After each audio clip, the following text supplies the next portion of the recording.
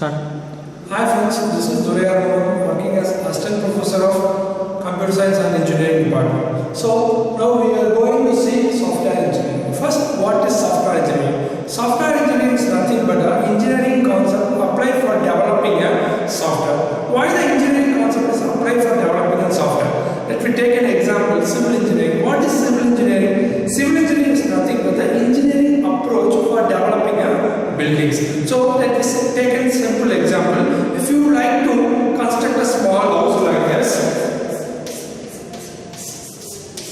you don't need any engineers or any planners or architect for deciding the architect for this type of house, because the time taken to complete the task and the efficiency of completing this task is more less. So this type of houses we need not have any engineers.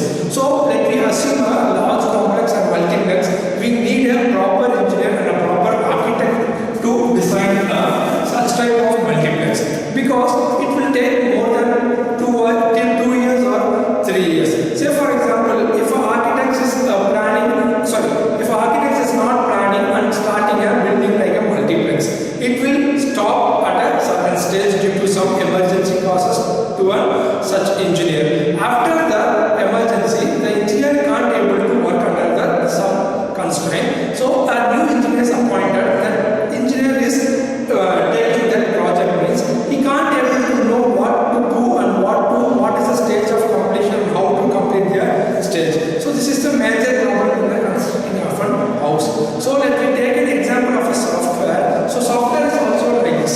Say for example, in college, all the students are doing some simple C program. So C program is a very basic thing where a single person can add up two numbers. That will take 1 or 2 minutes or maximum of half an hour. So there is no issue for developing all the things in the software engineering. Let me take a big project for our science or any big project for some companies. It will take around 2 to 3 years for a completion. So that much of time will take it for a simple and more complex project. There is a difference between the small and a complex project. So when we go for a large type of projects, we need a proper step to complete. Say for example, all the things which have a procedure will complete in a successful manner. Say for example, if you are going for some work means they prepare a chart, like morning you want to do like this, evening you want to do like this, like that. They prepare a chart and giving to you means it will be easy for completing the task. If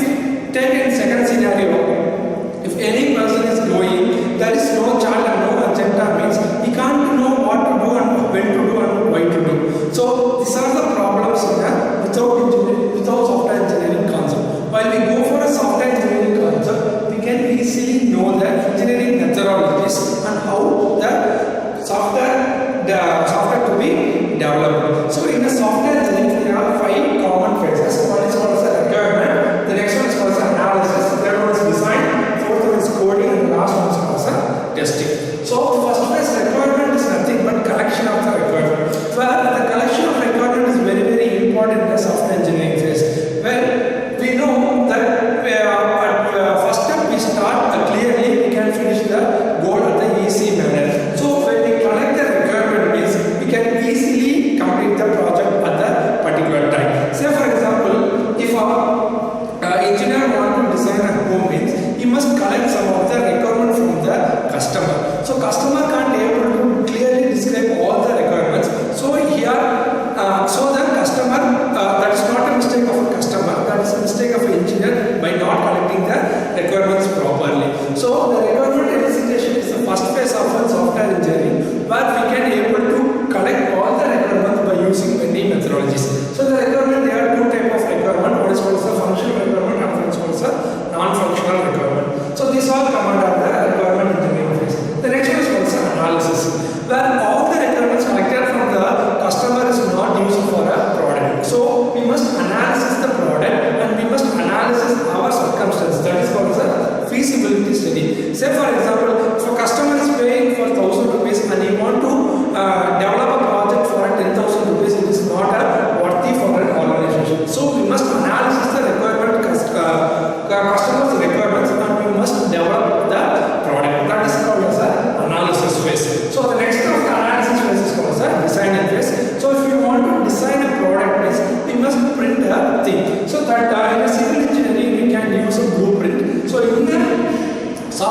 engineering, we use some of the designing methodologies. So the designing methodology, there are plenty of designing methodologies. Say for example, we want to develop the code means, like many of you will see the applications and softwares. Let me take a Gmail and a Yahoo Mail. The Gmail is consists of this type of username and password.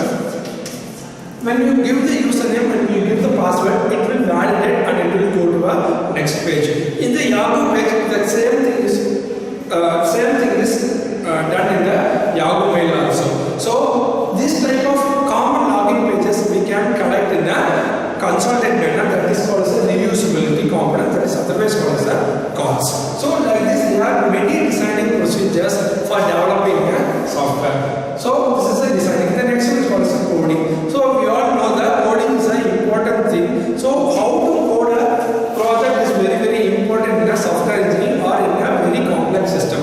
Without a proper structure of coding, we can't be able to run a proper software. So in the coding, we must know how the system is work and how it's going to be work. So the coding is an important thing.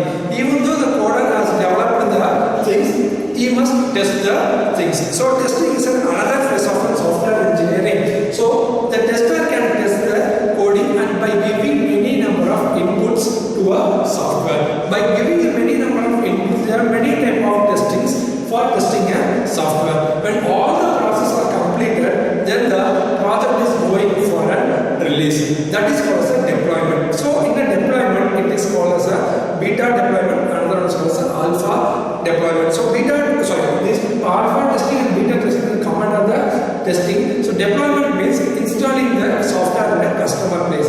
Say for example, I am running a company, I am having high configured systems. So in the high configured system, my software will run. But in a customer point of view, the high configured system is not possible. So my software may be get failure in the customer point of system. So we must deploy the software in a customer point of view. So these are all the phases of a software engineering. So software engineering is a large area and interesting area where all the